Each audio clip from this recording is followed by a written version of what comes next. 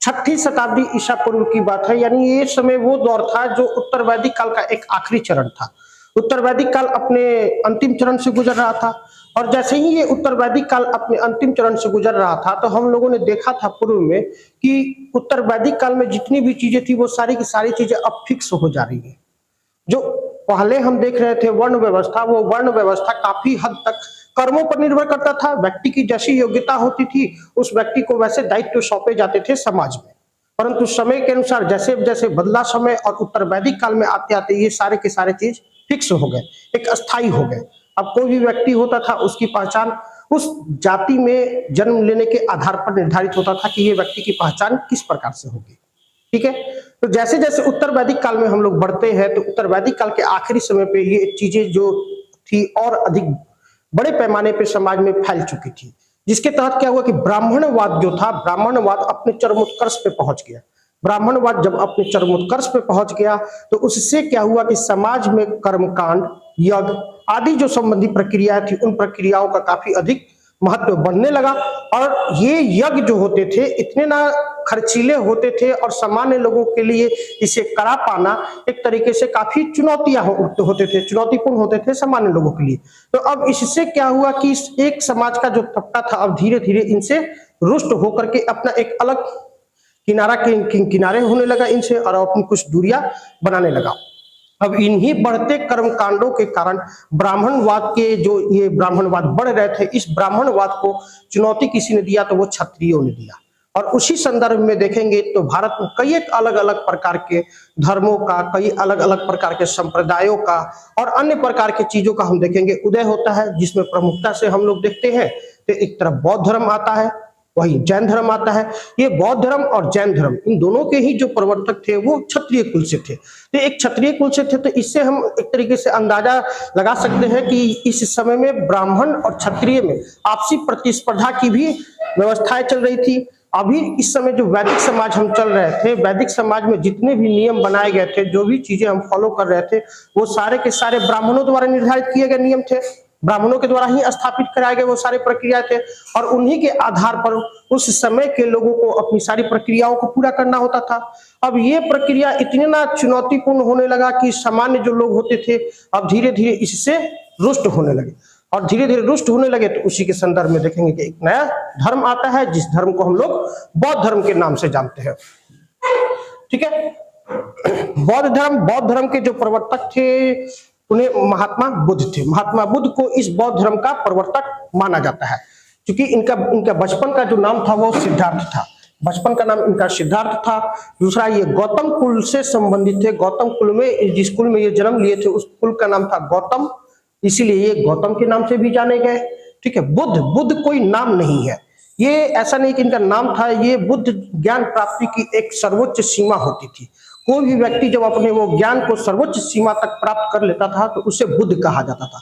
इन्होंने जैसे ही ज्ञान प्राप्त किया अब इनके नाम के साथ बुद्ध जुड़ गया। ठीक है, फिर बोलते हैं महात्मा बुद्ध।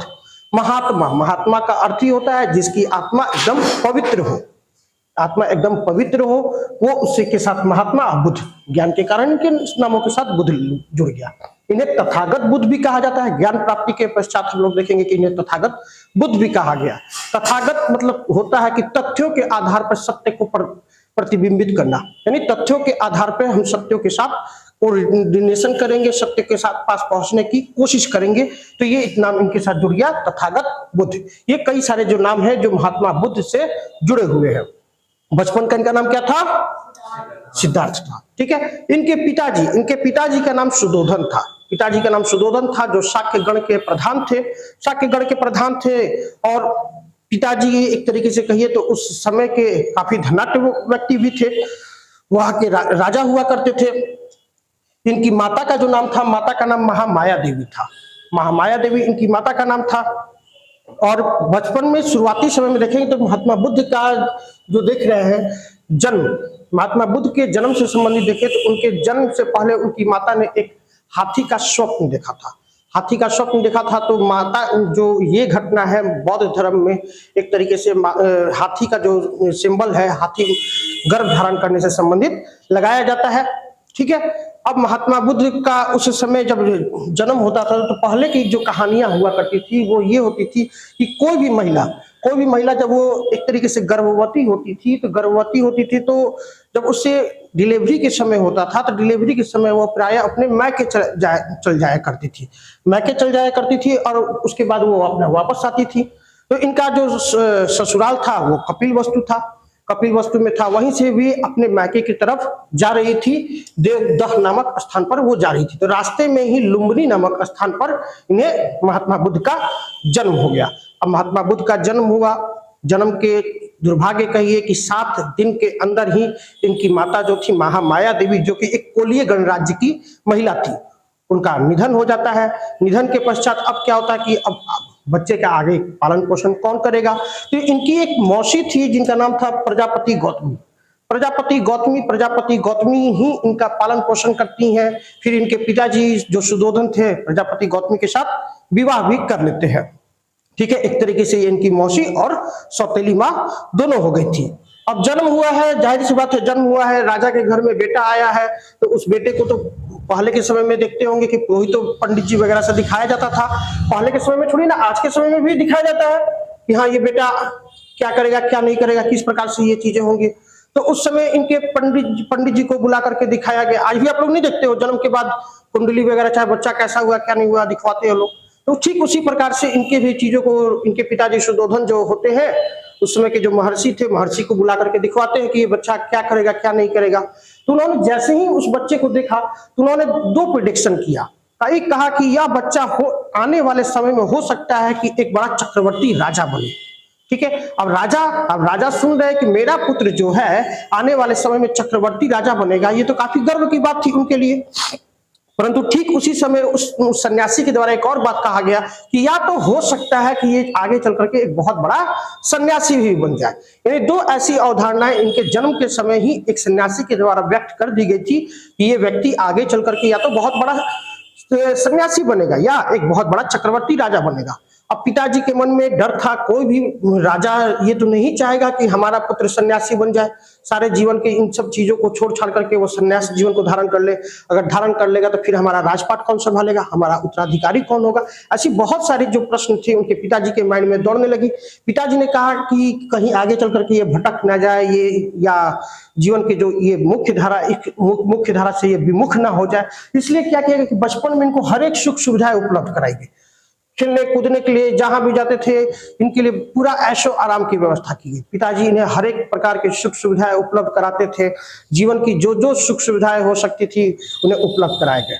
खेल कूद से संबंधित हो, रहन सहन से हो, खान पान से हो, मतलब किसी भी तरीके से पिताजी ये नहीं चाहते थे कि ये जीवन इनका जो हो एक तरीके से वैराग्य जीवन की तरफ कहीं से भी प्रभावित हो, वैराग्य जीवन इनके जीवन में आए, या ये बच्चा जो है किसी भी तरीके से सन्यासी जीवन की तरफ उन्मुख हो। ये हर वो दृष्टिकोण से वो प्रयास कर रहे थे। ठीक है, परंतु धीरे धीरे अब क्या हुआ कि महात्मा बुद्ध का एक जीवन जो था, ठीक है बचपन अवस्था में जैसे बीतता था सामान्य लोगों का, उसी तरीके से खेल कूद में ये सब चीजें बीता।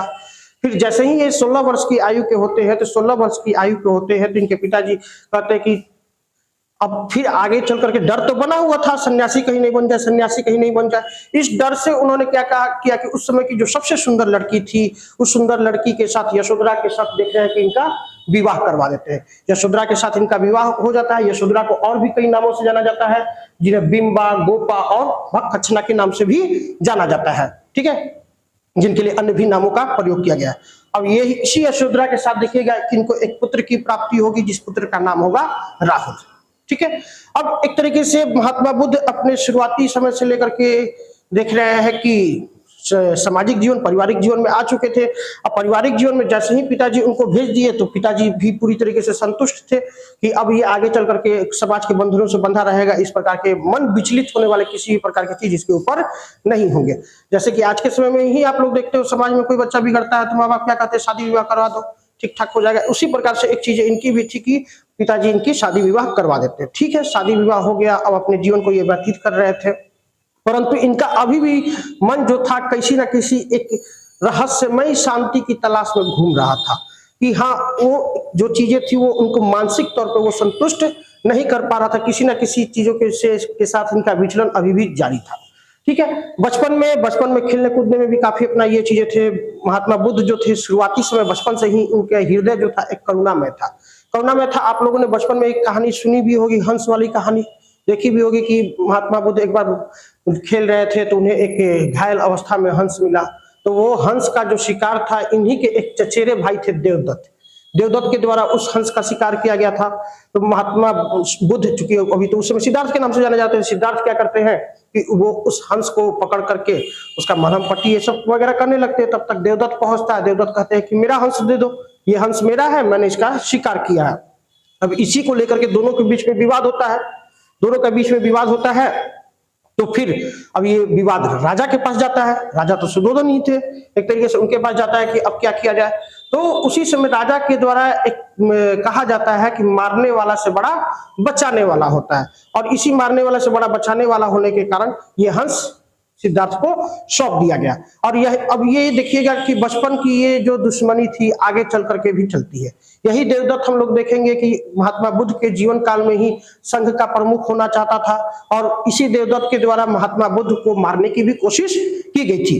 ठीक है। अब महात्मा बुद्ध शादी विवाह तो हो चुका था, शादी विवाह हो चुका था, जीवन के सारे चीजों से देख चुके थे। महात्मा बुद्ध के जो पिताजी जो सुधोधन थे वो उन्हें हर एक प्रकार की सुख सुविधाएं उपलब्ध कराते थे। इवन इसका अंदाजा आप इसी से लगा सकते थे कि महात्मा बुद्ध अगर कहीं जाते भी थे तो उस सारे के सारे एरियाओं को पहले मॉडिफाई कर दिया जाता था कि किसी प्रकार का जो ऐसी चीजें हैं, अनावश्यक चीजें या कहे कि मन को विचलित करने वाला चीजें उनको नहीं, उस पर उनकी नजर पड़े। जैसे कि आप लोगों को एक घटना याद होगा जब डोनाल्ड ट्रंप अमेरिकी राष्ट्रपति इंडिया में आए हुए थे। जिस एरिया में वो गए हुए थे उस एरिया को क्या कर दिया गया, पूरी तरीके से मॉडिफाई कर दिया गया था। जहां पे लगा कि झुग्गी झोपड़ी है चाहे अन्य चीजें, उसको क्या किया गया, ढक दिया गया। ये तो अमेरिकन राष्ट्रपति के संदर्भ में। अभी कुछ वर्ष पहले मोदी जी भी आए हुए थे, पटना विश्वविद्यालय के 100वीं वर्षगांठ पर आए हुए थे। आप उस समय देखते तो पूरा का पूरा अशोक राजपथ का चरित्र ही, पूरा चेहरा ही बदल गया। चारों तरफ दीवार पे पेंटिंग, ये जगह जगह पर शौचालय की व्यवस्था, पीने वाले पानी की व्यवस्था। आज जाके खोजो कहाँ मिल रहा है, आज कहीं है। मतलब अब ठीक है राजा आ रहे हैं तो राजा वो ये काम क्यों किया था, ये ऐसा नहीं कि ये परंपरा आज की, ये परंपरा उस समय भी थी। पिताजी ये सब सुविधाएं उपलब्ध करा दिए कि कहीं किसी भी रूपों में बेटा का हमारा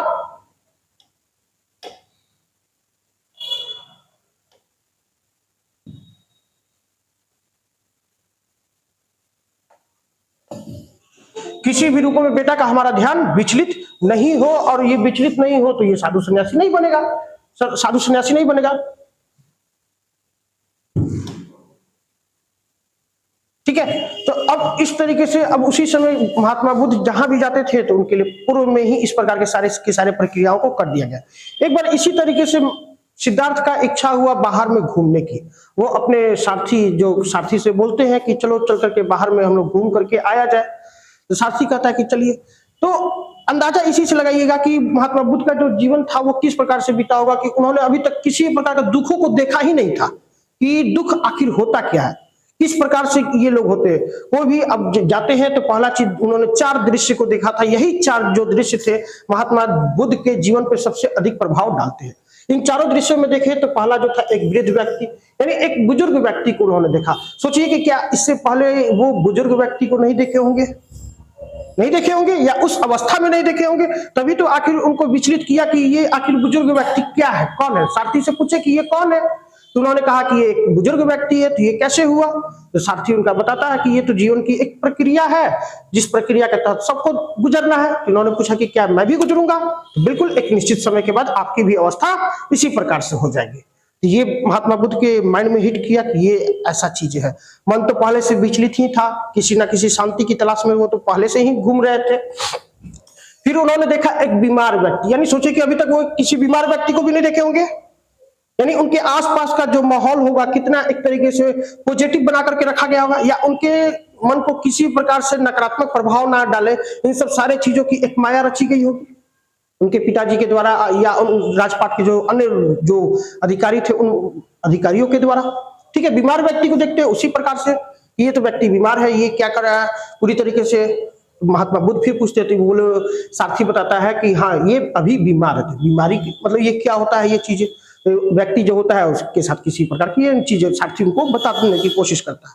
महात्मा बुद्ध फिर थोड़ा सा विचलित हुए, फिर उन्होंने देखा कि एक लाश को लेकर के जाते हुए शोकाकुल परिजन, एक डेड बॉडी था, उस डेड बॉडी को जो जिनके परिवार के लोग थे वो परिवार के लोग ले जा रहे थे और अपना विलाप कर रहे थे। तो उन्होंने फिर पूछा कि ये लोग क्या कर रहे हैं।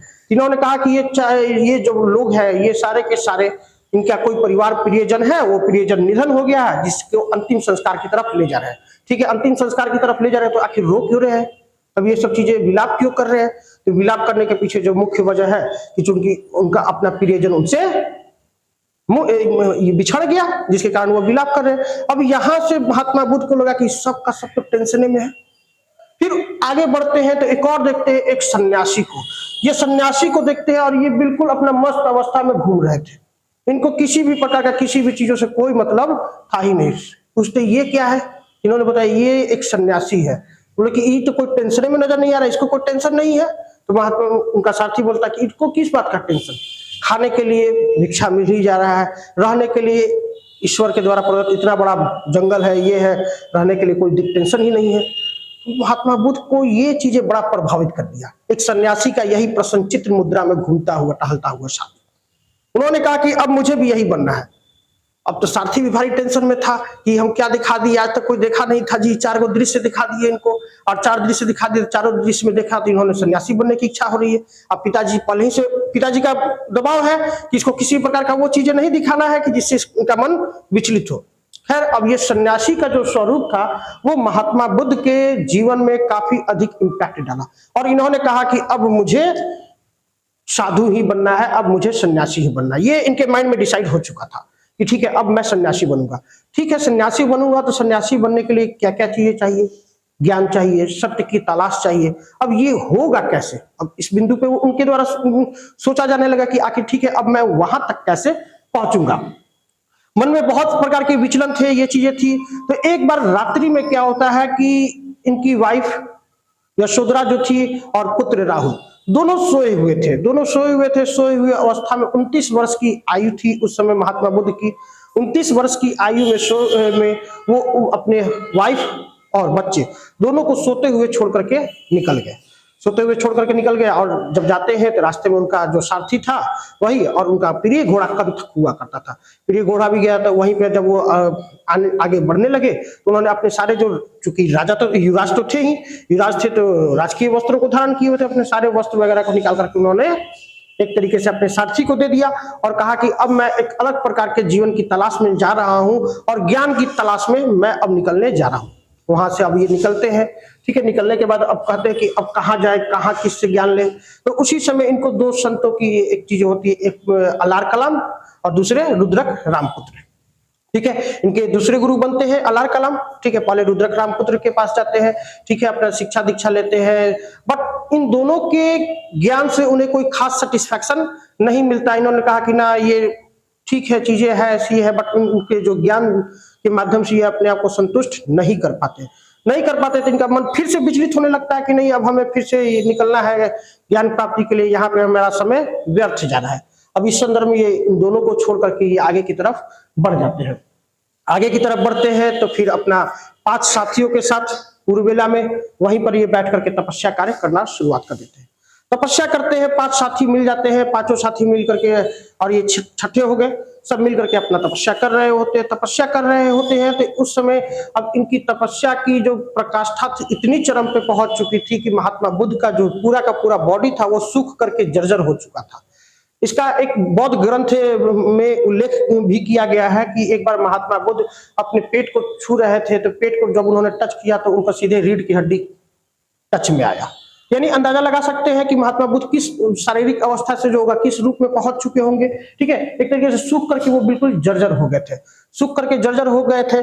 तो उसी समय वहां से कुछ महिलाएं गुजर रही थी, तो वो आपस में बातें कर रही थी। तो उनमें से किन्हीं के द्वारा कहा गया कि वीणा के तार को इतना भी ना खींचो कि वो टूट जाए, और वीणा के तार को इतना भी ढीला ना छोड़ो कि वो स्वर ही ना दे।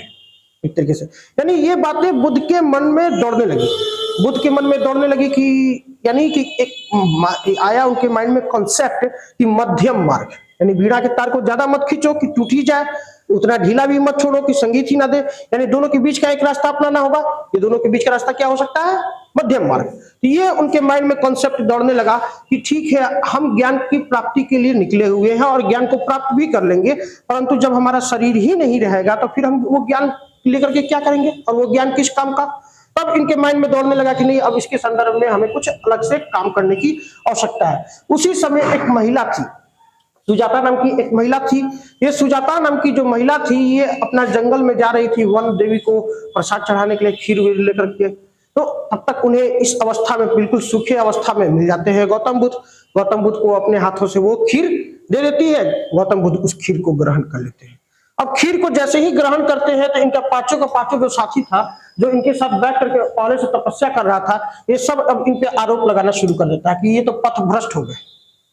अपने जो हम लोग जिस निश्चित सिद्धांत के साथ, जो निश्चित संकल्प के साथ जो हम लोग निकले हुए थे कि हम लोग तपस्या करते रहेंगे और तब तक तपस्या नहीं छोड़ेंगे जब तक कि हमको ज्ञान की प्राप्ति नहीं हो जाए, ये पथभ्रष्ट हो गया। और इन्होंने क्या किया कि एक तरीके से खा करके इस तपस्या को तोड़ दिया, और तपस्या ही नहीं तोड़ा, साथ ही साथ हम लोगों को भी भ्रष्ट कर देगा अगर हम लोग इनके साथ रहेंगे तो।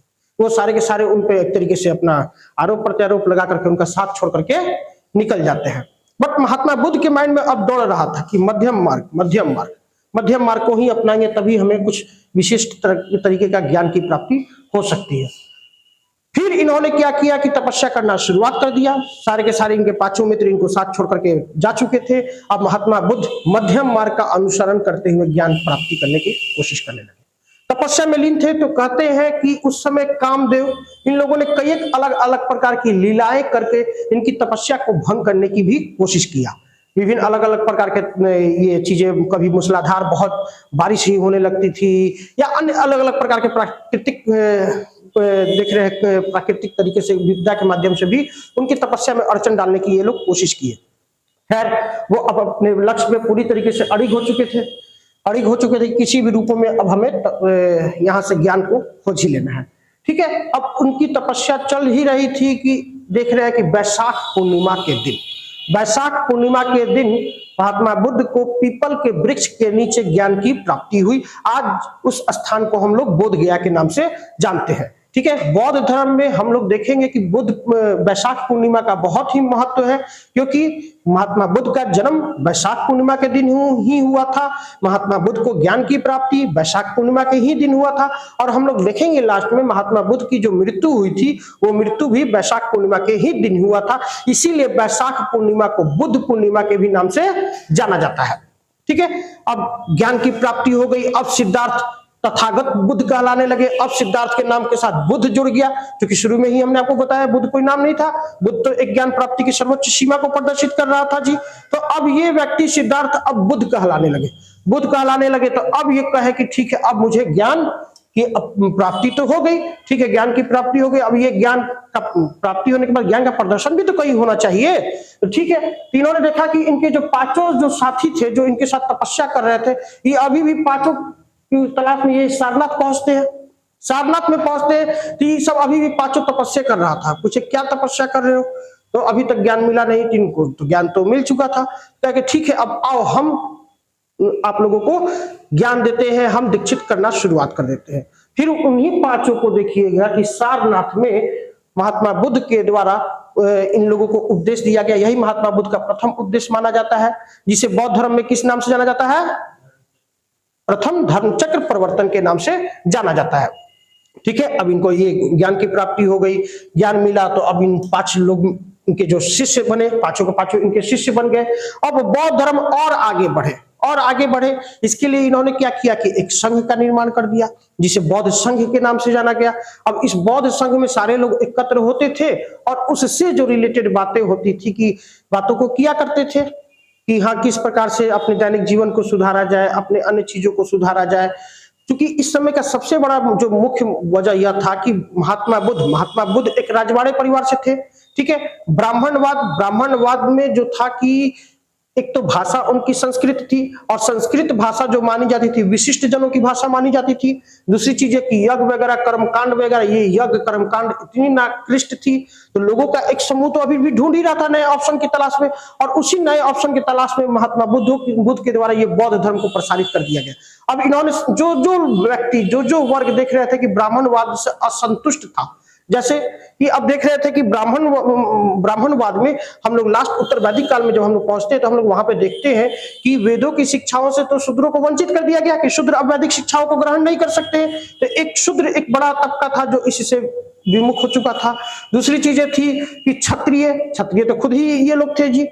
अब इधर व्यापारी वर्ग भी देखेंगे, व्यापारी वर्ग भी शांति की बातें करते हैं, हमेशा वो अमन शांति को, वो ज्यादा आपको ये सब झगड़ा वगैरह, लड़ाई झगड़ा इन सब में पढ़ना वो पसंद नहीं करते हैं। अगर 2 पैसा दे करके वो मुक्त हो जाते हैं तो वो 2 पैसा देना ही पसंद करते हैं। तो एक तरीके से क्षत्रिय, वैश्य और शूद्र इन तीनों का ही समर्थन मिलने लगा इस धर्म को, और ब्राह्मणवाद जो था एक तरीके से अपने अलग हंसिए पे चला गया था। तो अब इन्होंने क्या किया कि संघ बना करके अब इस बौद्ध धर्म को प्रसारित करना शुरुआत कर दिया। बौद्ध धर्म को प्रसारित करने के लिए ये क्या करते थे कि जगह जगह पर घूम घूम करके इस बौद्ध धर्म से संबंधित लोगों को दीक्षाएं दिया करते थे। ठीक है, बौद्ध धर्म में अब देख रहे हैं कि संघ भी बन चुका था, संघ में बहुत सारे लोगों की उपस्थितियां भी हो चुकी थी। धीरे धीरे देख रहे हैं कि अधिक लोग अब इस संघ से जुड़ने लगे थे। मोस्टली तौर पे देखिएगा तो इसके पीछे जो वजह था, वजह एक ये भी था कि महात्मा बुद्ध राजवाड़े परिवार से थे। अब राजा का पुत्र ही ठीक है, अब राजा ने बहुत कोशिश किया कि ये सन्यासी नहीं बने, बट ठीक है, अब राजा का पुत्र सन्यासी बन गया है तो कहीं ना कहीं राजा के चीजों का भी तो उसे लाभ मिलेगा।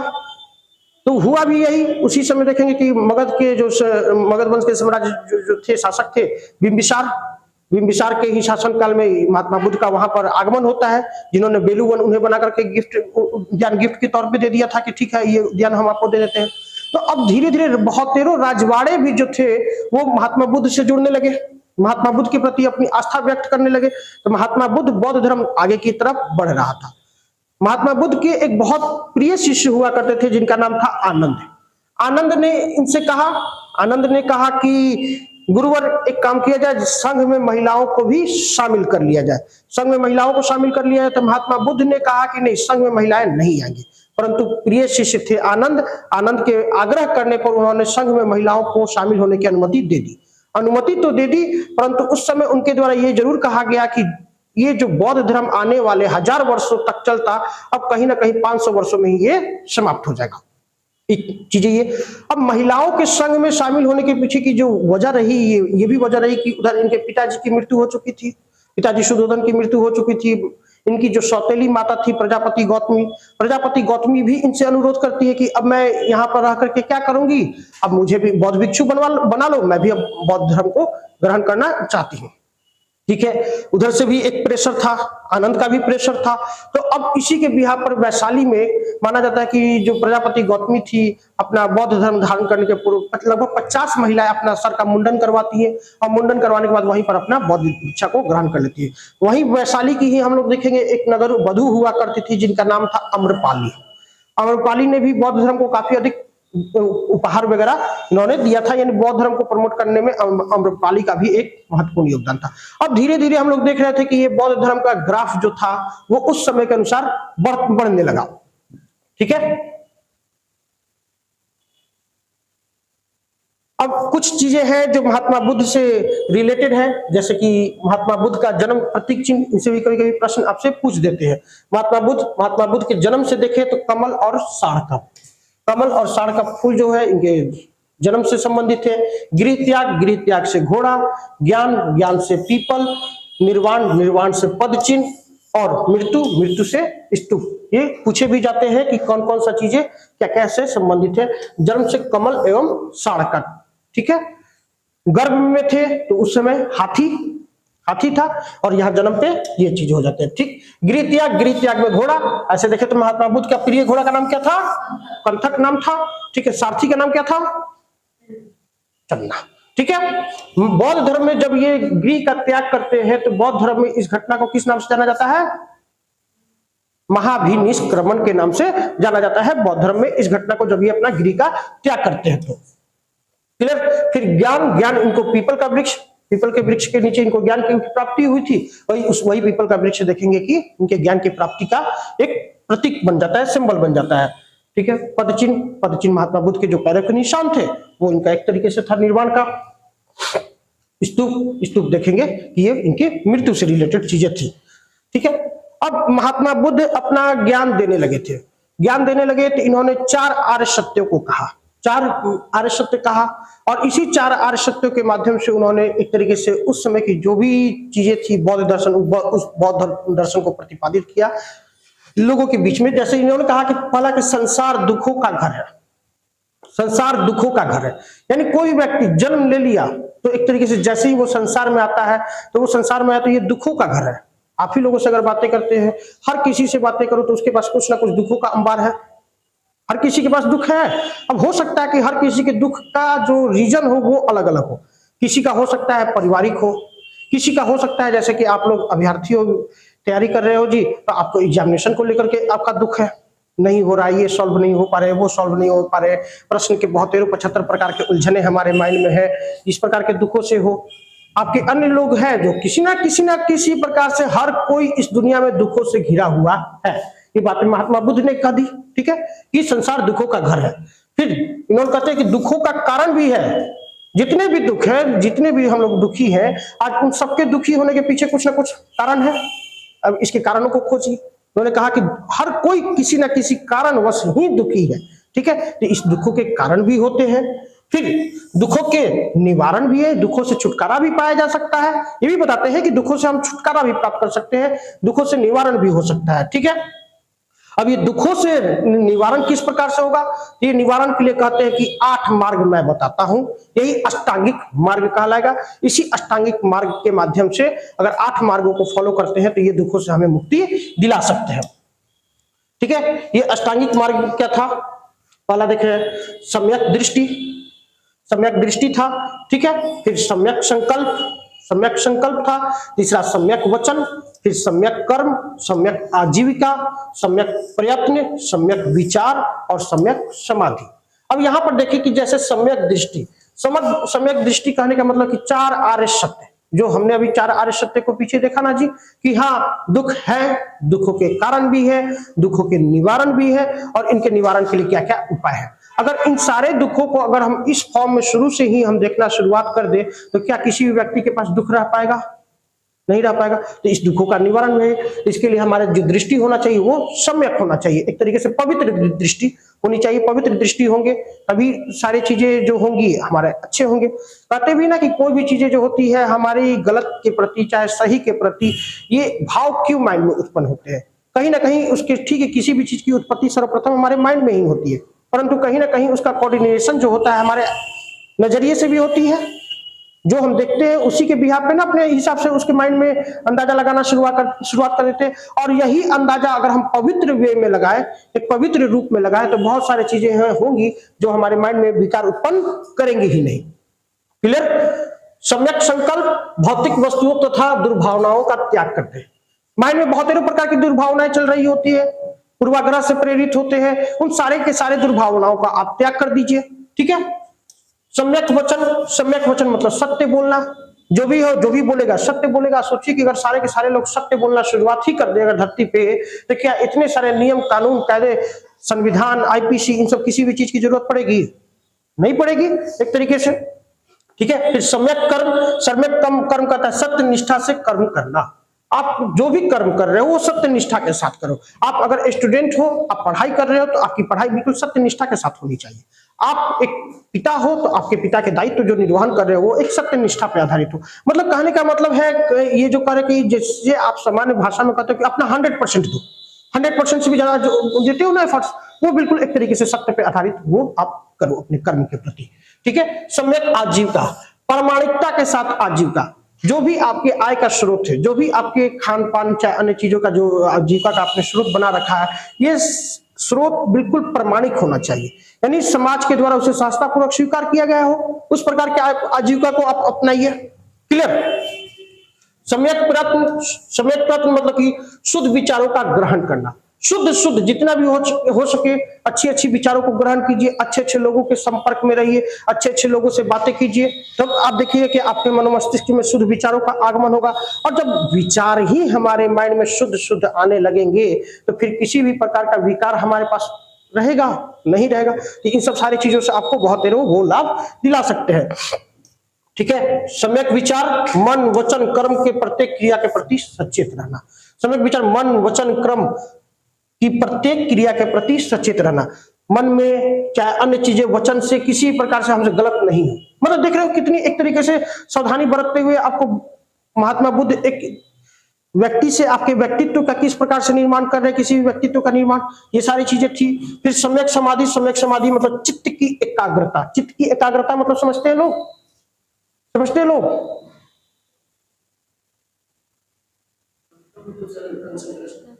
कंसंट्रेशन मतलब जैसे कि आज हम लोग जो भी, ठीक है, जितने भी आप लोग बेचैन हो, हर कोई मतलब कि जिसके साथ देखते हो बेचैन क्यों होते हैं?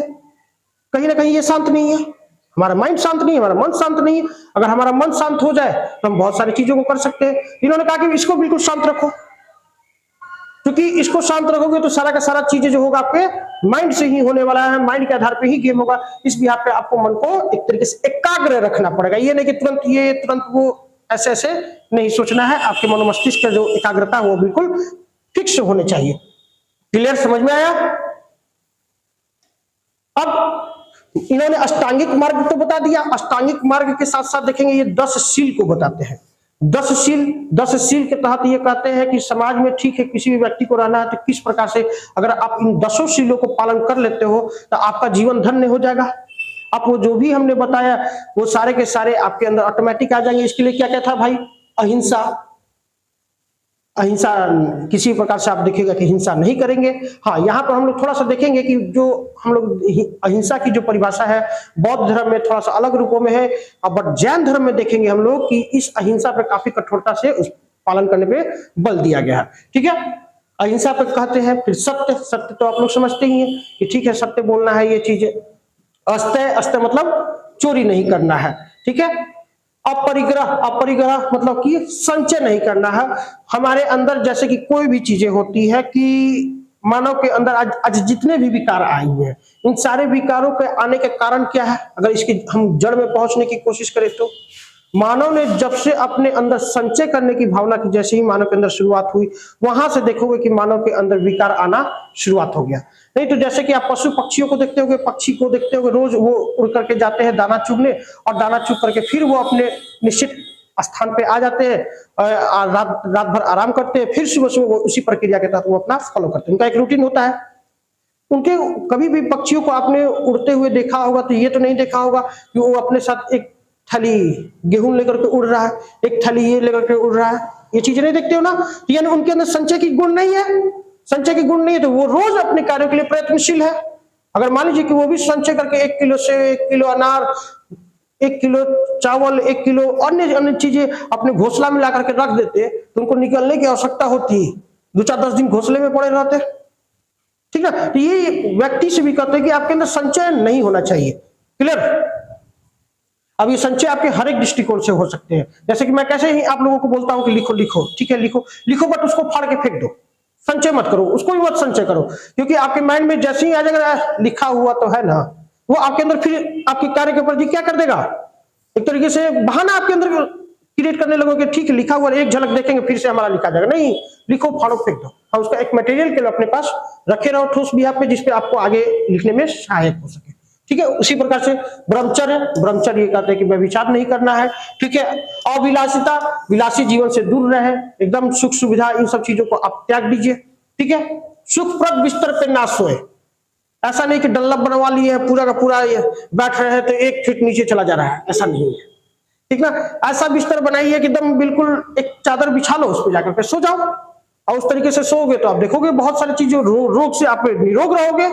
आज देखते हो ना, हम बहुत सारे प्रकार के डल्लब वगैरह ये सब चीजों पे बैठने लगते हैं तो बहुत सारे प्रकार के प्रॉब्लम भी हो जाते हैं। सर्वाइकल हो गया, ये हो गया, कमर दर्द हो गया, इधर दर्द उधर दर्द रहता है ना जी। कहीं ना कहीं इसके पीछे कारण क्या है? हम इन सुखप्रद चीजों को अपना रहे, बड़े पैमाने पर अपना रहे। महात्मा बुद्ध कहते हैं कि नहीं, ऐसा कुछ नहीं करना है। ठीक है, असमय भोजन ना करें, टाइमिंग फिक्स रखे, जिस टाइमिंग में उसी टाइमिंग में खाए, ये नहीं कि दिन भर चक्की चल रहा है चक्की चल रहा है, ऐसा नहीं होना चाहिए। समझ रहे हो ना? एक निश्चित समय बना लो, उसी निश्चित समय पे आपको, ठीक है, कब आपको एक तरीके से ब्रेकफास्ट करना है, कब लंच करना है, कब डिनर करना है, ये सारे टाइम आपके फिक्स हो। क्लियर? मद्यपान से दूरी बनाए। मद्यपान चूंकि शराब के सेवन से कोई भी व्यक्ति जब होता है, जब वो नशे में होता है तो बहुत सारी चीजें हैं, उन चीजों से वो दूर हो जाता है, बहुत सारी अनावश्यक समस्याएं उसके लाइफ में प्रवेश होना शुरुआत हो जाती है। ये कहते हैं कि नहीं, किसी प्रकार का शराब वराब मत पियो, ठीक है। कंचन कामनी का त्याग करें। कंचन कामनी मतलब समझ रहे हैं? कंचन, कंचन मतलब सोना। सोना, सोना से दूर रहे। सोना मतलब नींद वाला सोना नहीं, गोल्ड वाला सोना, ठीक है। सोना से दूर रहे जितना अधिक से अधिक हो सके। कामनी, कामनी मतलब होता है कि महिला, स्त्री, इन दोनों से, सोना और सुंदरी, इन दोनों से दूर रहने की महात्मा बुद्ध कहते हैं, ठीक है। अब देखिए, महात्मा बुद्ध अपने शुरुआती समय में जो कहते हैं अपने शिष्यों के साथ कि हमारे संघ में महिलाओं की प्रवेश की अनुमति नहीं होती। संघ में महिलाओं की प्रवेश की अनुमति नहीं देते, इसके पीछे भी वजह था। वजह यह था कि उन्होंने एक संघ बनाया था, लोगों का समूह बनाया था। उस लोगों के समूह में अब इतने अधिकाधिक लोगों को फॉलो करने के लिए उन्होंने दम तैयार कर दिया था, एक सेना तैयार कर दी थी जो किसी भी तरीके से इन सारे चीजों को फॉलो करता था। महात्मा बुद्ध को भी भय था कि पुरुष वर्ग है, इसको समझा बुझा करके एक संघ बना है, महिला आएगी, महिला तो ठीक है, साधु से अच्छा और बन जाएगी, बाकी सब पुरुष बिगड़ जाएगा सब। इसलिए उन्होंने कहा कि ना, इस सब संघ में आ ही नहीं, ठीक है। अब इनमें से 10 जो ये आप सील देख रहे हैं, इन 10 सील में से जो देख रहे हैं, 10 के 10 जो सील है, ये जो बौद्ध भिक्षु थे, उन बौद्ध भिक्षुओं के लिए अनिवार्य था। अब धीरे धीरे संघ में हम देख रहे थे ऐसे भी वर्ग आ रहे थे जो गृहस्थ जीवन के साथ साथ भिक्षुक का भी जीवन व्यतीत कर रहे थे। ऐसे भी वर्ग थे जो गृहस्थ के साथ और अपना एक तरीके से देखे कि भिक्षु दोनों का ही जीवन व्यतीत कर रहे थे। उनके लिए सिर्फ ऊपर के पास थे, बाकी 10 के 10 सील जो थे ये बौद्ध भिक्षुओं के लिए अनिवार्य कर दिए गए थे कि आपको फॉलो करना है। क्लियर? समझ में आए? अब बौद्ध धर्म के 3 रत्न। बौद्ध धर्म के 3 रत्न, बौद्ध धर्म के 3 रत्न है, जिसमें से बुद्ध, संघ एवं धम्म। इन तीनों को बौद्ध धर्म का 3 रत्न माना जाता है, बुद्ध, धम्म और संघ को। बुद्ध तो आप लोग परिचित ही होंगे। संघ तो आप अभी जस्ट हम लोगों ने देखा कि इन्होंने अपने विचारों को प्रसारित करने के लिए एक समूह बना दिया जिसे संघ के नाम से जाना गया। धम्म ये जो देख रहे हैं, क्योंकि ये प्राकृत भाषा का शब्द है, वही जिसे आप संस्कृत में धर्म कहते हो, उसी को ये इन्होंने कहा धम्म। ये बौद्ध, धम्म और संघ, ये तीनों बौद्ध धर्म के 3 रत्न हैं। और लोगों से इन्होंने कहा कि यथासंभव हो सके अब इन सब चीजों को पालन करने की कोशिश करो, ठीक है। बौद्ध धर्म अब इनके द्वारा आगे बढ़ रहा था। तो इसी दरमियान में महात्मा बुद्ध के द्वारा देख रहे हैं कि अलग अलग जगहों पे ये सब अपना विचारों को प्रतिपादित करते हैं, अलग अलग जगहों पे जाते हैं। महात्मा बुद्ध के द्वारा सबसे अधिक उपदेश कहीं दिया गया था, तो वो उपदेश दिया गया था श्रावस्ती में। पहला उपदेश इन्होंने दिया था सारनाथ में, बट सबसे अधिक इन्होंने उपदेश दिया था श्रावस्ती में। सबसे अधिक वर्षा ऋतु इन्होंने बिताया था, तो वो कहां पर? वैशाली में, ठीक है। अब श्रावस्ती में ये पहुंचते हैं महात्मा बुद्ध। तो श्रावस्ती महात्मा बुद्ध से एक तरीके से बहुत, एक तरीके से कहे तो उनका अच्छा संबंध था। वहां पे ये पहुंचते हैं, अपना ये ज्ञान वगैरह देने लगते हैं। तो वहीं पे महात्मा बुद्ध की जो मुलाकात होती है एक अंगुलीमाल नाम के एक डाकू से होती है। ये अंगुलीमाल डाकू उसी श्रावस्ती के जंगलों में रहा करता था, और वहां पर चूंकि समाज के साथ उसकी अपनी अलग तकरार चल रही थी समाज के साथ, तो उसने प्रतिज्ञा लिया था कि मैं 100 लोगों की हत्या करूंगा, और 100 लोगों की हत्या करने का उसने प्रतिज्ञा ले रखा था। और इस काउंटिंग में कहीं उसे किसी प्रकार का दिक्कत ना आए, इसके प्रूफ के लिए वो क्या करता था, जितने व्यक्ति की हत्या करता था उसकी एक उंगली को काट करके माला बना लेता था। 1 हो गया, 2 हो गया, 3 हो गया, ऐसे ऐसे करके वो माला बनाया हुआ था, ठीक है। 99 लोगों की हत्या कर चुका था, अब एक ही व्यक्ति शेष उसके माला में आना बाकी था। तो अब जैसे ही गांव के लोगों को भी पता चला कि 99 को पूरा कर लिया है, 1 और खोज रहा है, तो गांव के लोग उधर जाना बंद कर दिए। परंतु जिस जंगल में अंगुलीमाल रहता था, उस जंगल में आने जाने के लिए बीच का एक रास्ता होता था, 2 रास्ता है। तो अंगुलीमाल डाकू कहता है भिक्षाम देही, भिक्षाम देही। अंगुलीमाल डाकू के देख करके तो पहले के लोग, सारे लोग भाग जाते हैं अपने अपने घरों में कि कौन आया कौन आया, सारे लोग वहां से भागना शुरुआत कर देते हैं। फिर भी अंगुलीमाल डाकू फिर कह रहा है भिक्षाम देही, भिक्षाम देही। तो लोगों को बड़ा आश्चर्य होता है कि ये अब बहुत, मैंने कहा कि लगभग 99 लोगों की हत्या कर चुका था अंगुलीमाल डाकू। 99 लोगों की हत्या कर चुका होगा, तो ये 99 लोग कहीं ना कहीं उसी समाज के तो होंगे ना। तो समाज में अभी बहुत सारे ऐसे चीजें थी जिन लोगों के मन में अंगुली माल डाकू के प्रति नकारात्मक थी। हो सकता था समाज के किसी उनके अपनों को ही हत्या करके वो आया होता। तो अब सारे के सारे लोग अब अंगुली माल डाकू को पत्थर मारने लगे। पत्थर मारने लगे तो फिर महात्मा बुद्ध वहां पे पहुंचते हैं, कहते कि रुक जाओ, ये वो नहीं है जिसे तुम लोग मार रहे हो, इसको मैंने परिवर्तित कर दिया है। और अगर फिर इसे समाज नहीं स्वीकार करेगा तो फिर अपने उसी मार्ग की तरफ बढ़ जाएगा। तो अब वहां से क्या होता है कि अब अंगुली माल सुधर जाते हैं और अंगुली माल के द्वारा एक बहुत अच्छा बौद्ध भिक्षु भी बनते हैं और उनके द्वारा बौद्ध धर्म को प्रसारित करना शुरुआत कर दिया जाता है। ठीक है, अब इधर अपना महात्मा बुद्ध का उपदेश वगैरह अपना चल ही रहा था, उपदेश चल रहा था, तो इन्होंने कुशीनारा पहुंचते हैं। कुशीनारा यही मलगढ़ राज्य की राजधानी थी, जो हम लोगों ने देखा 16 महाजनपदों में एक महाजनपद है ना मल, उसी मल की राजधानी थी कुशीनारा। कुशीनारा में ये गए, वहां पर इन्हें भोजन खिला दिया गया, शुक्र मास बोलते हैं, वो खिला दिया गया सब। वो खिला देने के कारण क्या होता है कि इनको अतिसार नामक बीमारी हो जाती है और उसी अतिसार नामक बीमारी के कारण इनकी मृत्यु हो जाती है। बौद्ध धर्म में इस घटना को महापरिनिर्वाण के नाम से जाना जाता है। वहीं पर इन्होंने अपना आखिरी और अंतिम उपदेश भी दिया था। सुबोध नामक व्यक्ति को इन्होंने अपना आखिरी उपदेश भी दिया था। खैर, अब महात्मा बुद्ध की तो मृत्यु हो गई। महात्मा बुद्ध अब नहीं रहे, तो महात्मा बुद्ध की अब विचार मृत्यु के बाद क्या होता है कि जस्ट इनकी मृत्यु होती है। मृत्यु के बाद देखिएगा कि उनके विचारों को संकलित करने के लिए अलग अलग देखेंगे कि बौद्ध तरीके से संगीतियों का आयोजन करना शुरुआत किया जाता है, कि बौद्ध संगीतियां बुलाई जाती है। अब इन बौद्ध संगीतियों में क्या हुआ कि ठीक है, महात्मा बुद्ध तो हमारे बीच नहीं है, तो अब समाज को कौन आगे बढ़ाएगा, समाज को कौन सिखाएगा।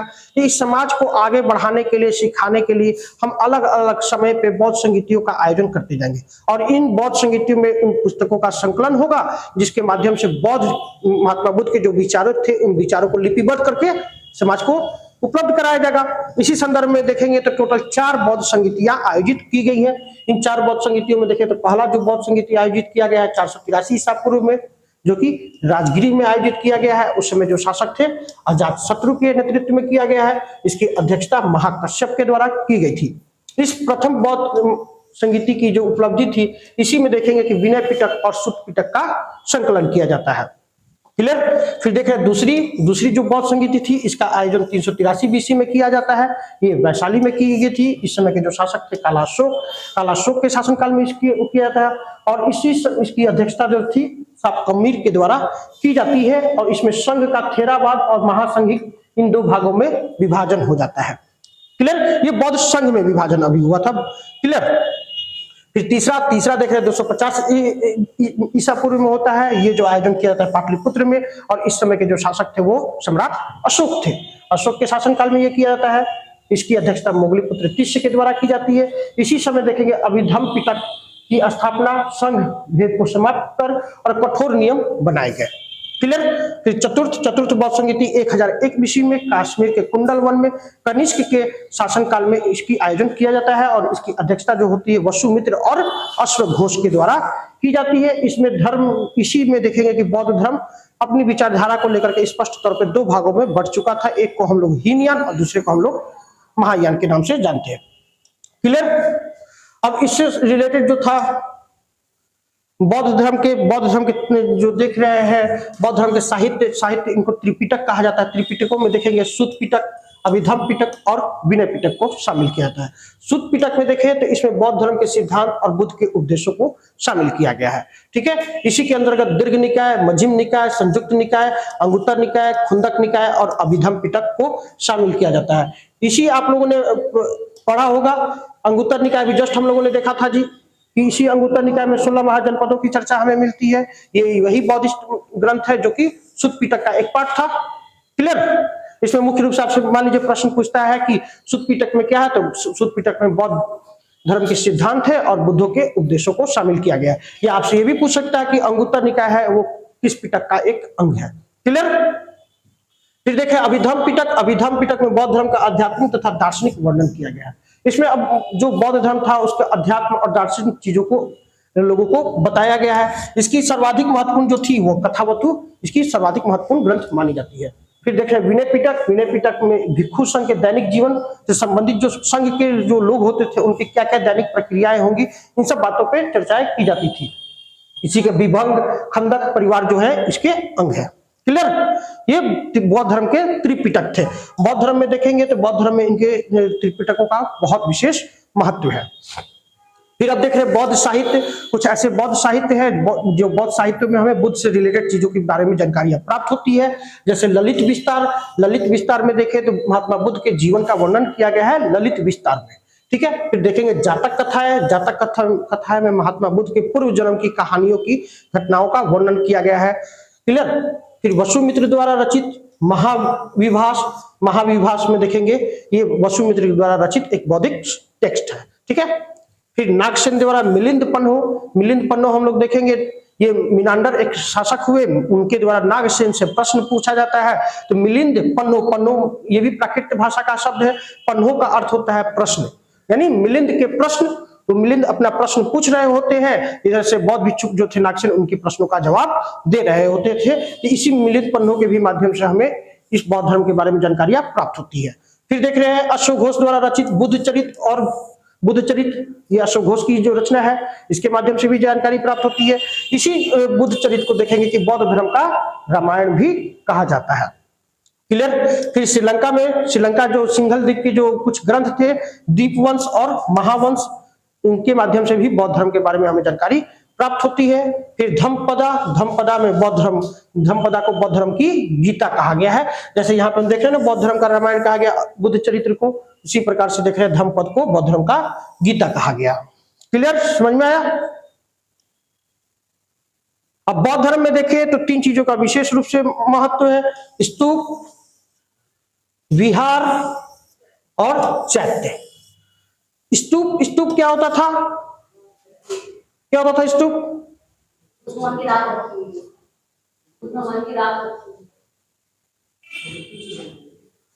इसमें क्या होता था कि मुख्य रूप से महात्मा बुद्ध के जो अवशेष है, बॉडी के जो हड्डी है चाहे अन्य जो पार्ट है, उन पार्टों को रखा जाता था, ठीक। अब रख करके अब उनके प्रति वो अपना आस्था वगैरह ये चीजें वो व्यक्त किया करते थे, ठीक है। विहार, विहार जो होता था जहां पे बौद्ध भिक्षु रहा करते थे। बौद्ध भिक्षुओं के रहने के कारण जो जिस जहां पे रहते थे उसे हम लोग विहार कहते थे। और अपना ये जो आज बिहार देख रहे हैं, ये बिहार का जो नामकरण पड़ा है वो इसी बिहार के नाम से बिहार पड़ा है। क्योंकि जब देखेंगे कि मध्यकाल के शुरुआती समय में जब मुस्लिम आक्रांता यहाँ पर आए थे तो यहाँ पर जहां भी जाते थे उन्हें अधिकाधिक सिर्फ और सिर्फ बौद्ध बिहार ही नजर आते थे। और इसी बिहार को कहने से बिहार बिहार बिहार बिहार नाम पड़ गया अपने स्टेट का, क्लियर। चैत्य, चैत्य ये जो होता था बौद्धों की पूजा स्थली हुआ करती थी। पूजा स्थली, इसमें भी महात्मा बुद्ध से संबंधित जो उनके कुछ अवशेष होते थे, जैसे कुछ धातु वगैरह उन्होंने प्रयोग कर रखा है, उनके सामग्रियों को वहां पर रखा जाता था, क्लियर। यानी सिंपल से फिर से समझे तो कभी पूछा भी है कि चैत्य और बिहार में क्या अंतर रहा है, तो बिहार मुख्य रूप से उनके रहने का बौद्ध भिक्षुओं का निवास स्थान होता था और चैत्य उनके पूजा पाठ का स्थल हुआ करता था।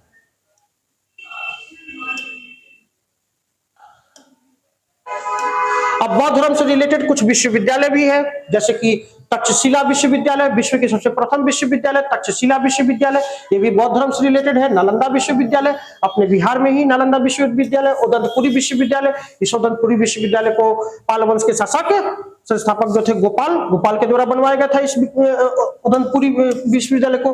फिर विक्रमशिला विश्वविद्यालय, विक्रमशिला विश्वविद्यालय ये भी पाल वंश के शासक है। कौन, किस शासक के द्वारा बनाया गया? विक्रमशिला विश्वविद्यालय किसने बनवाया था?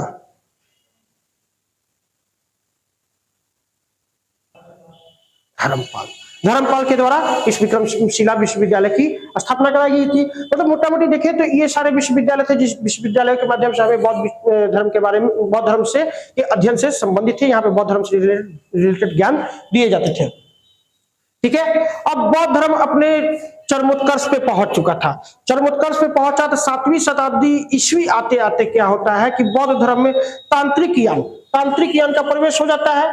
ये अब तांत्रिक जो कर्मकांड, जिस कर्मकांडों के विरुद्ध में ये आया था, हवन के विरुद्ध में आया था, जो अन्य अलग अलग प्रकार के जो विधि थे उन विधियों के विरुद्ध में आया था, अब वो सारी की सारी विधियां फॉलो किया जाने लगा बौद्ध धर्म में। इसमें भी जादू, टोना, तंत्र, मंत्र, इन सब चीजों को काफी प्रमुखता से स्थान दिया जाने लगा। और इसी को लेकर के देखेंगे कि ये 3 पार्टों में बढ़ जाता है, सहजयान, मंत्रयान और ब्रजयान। अब इसमें जितना से अधिक हो सकता था कुरीतियां, उन सारे चीजों को प्रमुखता से बल दिया जाने लगा। मदिरा का सेवन किया जाने लगा, अन्य चीजों का, ये चीजें प्रमुखता से उस पर बल दिया जाने लगा, जिसके कारण देखिएगा कि 7वीं शताब्दी ईसा पूर्व आते आते ईस्वी में आते आते देखिएगा कि इस बौद्ध धर्म का भारत से पतन हो गया। भारत से पतन तो हो गया, परंतु इसके साथ ही देखेंगे कि बौद्ध धर्म का जो डेवलपमेंट होता है वो विश्व के कई अन्य देशों में भी होता है। इसको वैश्विक स्तर पर प्रसारित करने का जो बौद्ध धर्म का श्रेय जाता है वो सम्राट अशोक को जाता है। सम्राट अशोक जब मगध के सम्राट बनते हैं तो उनके द्वारा अपने पुत्र और पुत्री, पुत्र जो थे महेंद्र और पुत्री संघमित्रा, उन लोगों को श्रीलंका में भेजते हैं जाकर के वहां पे बौद्ध धर्म को प्रसारित करो। और इसी स्थान से, यही महेंद्र, जिसे आप पटना का महेंद्रू नामक स्थान बोलते हो, इसी महेंद्रू स्थान से पहली बार महेंद्र गए थे श्रीलंका के लिए। तो उन्हीं महेंद्र के नाम पर इसका नाम क्या पड़ गया, महेंद्रू जगह का नाम पड़ गया। अब धीरे धीरे देख रहे हैं श्रीलंका तक निकला, फिर बाद में देखेंगे चीन में जाता है, जापान में जाता है, कंबोडिया में जाता है, अन्य अलग अलग जगहों पे जाता है। इवन 1989 में कंबोडिया ने तो इसे अपना राष्ट्रीय धर्म भी घोषित कर दिया। आप लोगों ने अभी हाल फिलहाल देखा होगा कि नीता अंबानी गई हुई थी अमेरिका, न्यूयॉर्क में गई हुई थी, एक सभा को संबोधित कर रही थी। और सभा को संबोधित करते हुए नीता अंबानी के द्वारा कहा गया एक वाक्य कि मैं बुद्ध की धरती से आई हुई हूं। यानी सोचिए कि उस बौद्ध धर्म की प्रकाष्ठा अभी भी मतलब कि कितने बड़े स्तर पे है। आज भी देखिएगा कि एशिया का अधिकाधिक देश जो होते हैं वो बौद्ध धर्म को फॉलो करने की कोशिश करते हैं, ठीक है ये चीजें। बट कहीं ना कहीं एक व्यक्ति जा रहा है विश्व के सबसे बड़े शक्तिशाली देश में जी, और वहां पे कह रहा है कि मैं बुद्ध की धरती से आई हुई हूं। वो व्यक्ति के द्वारा कहा जा रहा है, यानी कहीं ना कहीं भी बौद्ध की जो प्रकाष्ठा, उस प्रकाष्ठा को ही प्रदर्शित कर रहा है।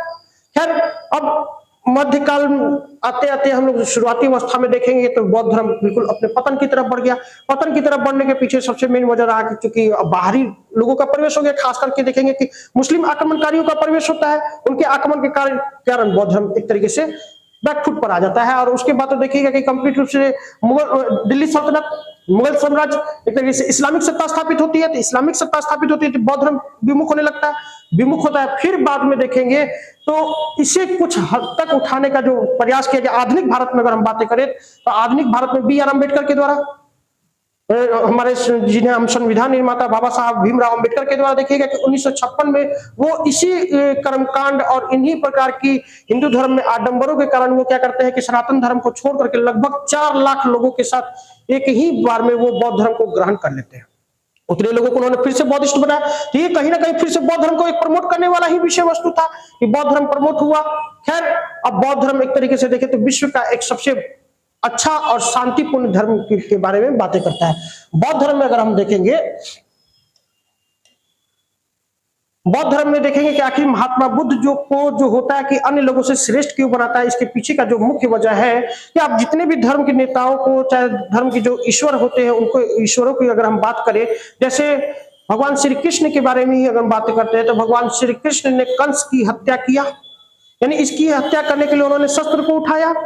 एक चीज है, भगवान श्री रामचंद्र ने रावण को हत्या किया, इस हत्या के लिए भी उन्होंने शस्त्र उठाया। महात्मा बुद्ध ने अंगुलीमाल को पराजित भी किया, परंतु क्या उन्होंने कोई शस्त्र हाथ उठाया? नहीं उठाया। उन्होंने सामने वाले के नहीं, बौद्ध धर्म महात्मा बुद्ध जो होते थे वो कंप्लीट रूप से सामने वाले के हृदय को परिवर्तित करा देने में विश्वास करते थे कि सामने वाले को अगर हम हृदय को ही परिवर्तित करा दे और इसका हृदय जो है सत्य और अहिंसा के चीजों के साथ को रिलेट कर दे, जोड़ दे, तो ये व्यक्ति जो होगा आगे चल करके किसी भी प्रकार से नकारात्मक कार्य को नहीं करेगा और उस व्यक्ति की जो आत्मा होगी वो पवित्र हो जाएगी। यानी व्यक्ति के अंदर सुधार करने की वो जो बातें करते हैं वो हृदय को परिवर्तित करा करके करने में विश्वास करते हैं। क्लियर बौद्ध धर्म। अब इसी समय एक और घटना घटित होता है कि महात्मा बुद्ध जो थे इसी पाटलिपुत्र नगर की स्थापना से लेकर के बातें हैं। पाटलिपुत्र नगर की स्थापना से रिलेटेड बातें हैं कि जब पाटलिपुत्र नगर की स्थापना की जा रही थी तो उस समय महात्मा बुद्ध को भी बुलाया गया और उनसे पूछा गया कि ये जो नगर हम स्थापित करने जा रहे हैं ये नगर कैसा है। ये अपने पाटना नगर के बारे में हम बातें कर रहे हैं, ठीक है। तो महात्मा बुद्ध ने कहा कि ये नगर तो बहुत अच्छा है, परंतु 3 चीजों से सदा इस नगर को खतरा बना रहेगा। ये 3 चीजें क्या थी? तो वो कहते हैं, एक आग, क्योंकि ये काफी जंगली क्षेत्र हुआ करता था, सिर्फ वन जंगल ही हुआ करते थे, तो उन्होंने एक प्रिडिक्शन किया होगा कि हो सकता है कि आग लगे और आग लगने के कारण ये पूरा का पूरा जगह जल करके खाक हो जाए। एक उन्होंने आग कहा। दूसरा उन्होंने कहा जल इसलिए कहा क्योंकि नदियों के संगम पे अवस्थित था, सोन भी थी, सोन नदी भी है जी, गंगा भी है, गंडक भी है, तीन नदियां मतलब ये घेरी हुई है, तो हो सकता है आने वाले समय में जल के कारण इस नगर को खतरा बन जाए। तीसरा उन्होंने बताया, तीसरा कहा कि गृह कलेश जिसको आप पारिवारिक कलह कहते हो,